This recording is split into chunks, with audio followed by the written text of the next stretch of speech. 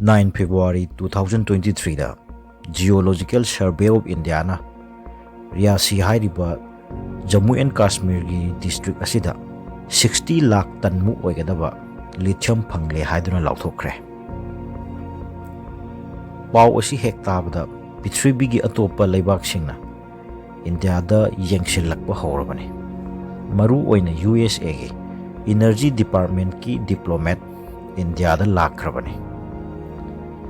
Ngashigi matam asida lithium asa asuki matik mamal yamna yamba maru oiba metal amani aduna white gold haiduna faoba khangnaribani. Matam amada glove country sing asa yamna lairaba lam ama oirami adubu crude oil haibadi thau hek phangbadagi walgi shell paiba lamjingi manungdu faoba challibani. Lithium asa ngasidi kari da sizinaba kari gi yamna maru oiriba amadi lithium phangbadagi India asa glove countries kum shell yamna paiba leibak ama oiragadra haibasa video asi aikoi punna yeminaduna khangminase.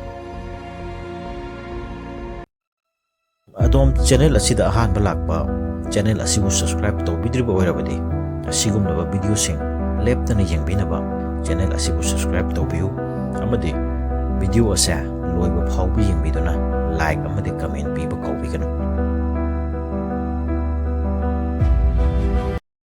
Lithium asa ngasi aikoina sizinariba smartphone laptop na chingbada yauriba battery asa lithium ion natragana lithium polymer na saba oiragadi Channgdraba Yadraba amani.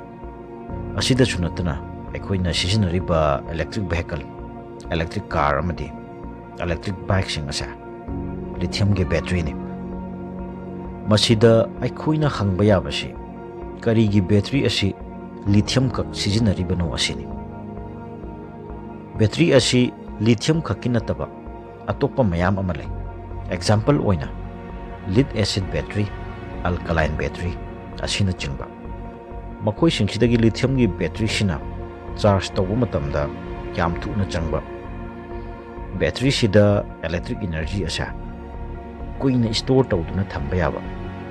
Battery gi life span sa yam kuina chatpa amadi lithium asa yamna yangba metal amani aduna lithium na saba battery asisu atopa battery singa yengnabada yamna yangbana maram oiraga sizinaba matamda khudong chabana lithium asa sizinaribani. India na 2020-21 da chaurakna 8,800 crore muk oigadabagi lithium battery amadi 170 crore mukki lithium asa mapal lamdagi leirami. India government ki maikei dagi 2030 gi matungdagidi electric vehicle ngakda saragani haina faoba haikrabani. Aduna ngasi India gi lithium gi demand asa lakadoriba chahi kharasida asuki matik henkalakadoribani. 9 February da Jammu and Kashmir da lithium phangla haibasa India gi di tan yamna chaba amani. Adubu hantak nauna lithium phangle hairibasida aikoi yamna hekta harauruba yadre. Maramdi Geological Survey of India gi report ki matungina haujik fangliba lithium asa inferred category da leiri haina hairi. Masina kari hairiba aikoina mineral ama extract toba haibasa category ahum thona khaidoi. Ahanbada inferred, ani shubada indicated amadi ahum shubada measured.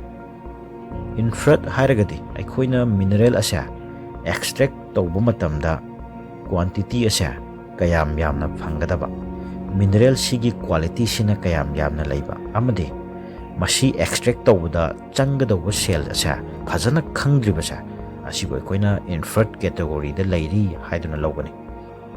Measure category hairagana quantity shu quality shu phajana leire aduna aikoina extract tawba yare haibagi category asibuna measure aduna hantak nauna India da fangliba lithium asa inferred category da leibana maram oiraga extract tawba yaragadra haibasa phajana thijanbada chahi kharadi adum changkhigani.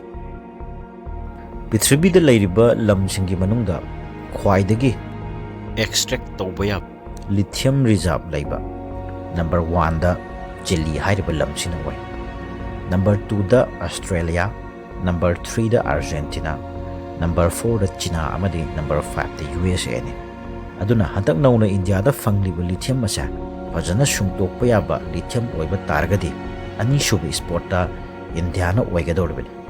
Pithibisida khwaidagi lithium leiba leibak hairagadi Bolivia hairiba leibak ase. Bolivia hairiba leibak asidi leiriba lithium asa inferred category gi lithium oibana ngasi faoba fajana extract tawdri. South America gi thagnana leiriba country ahum Bolivia, Chile amadi Argentina sa lithium triangle hairaga su khangnai. Pithibida khwaidagi lithium mining amadi lithium processing tawba leibak asa China hairiba lam asini. Makoigi lamda fangiba lithium asi khaktanatana Chile, Australia amadi Argentina na chingba leibak sing asida ayambana China gi company ngaktane. Hairiba lam asidagi lithium asa China da puraktuna fajana processing tawro matungda Pithribi asigi lithium battery gi production asa saruk ahum thokpagi anidi China na puthokle.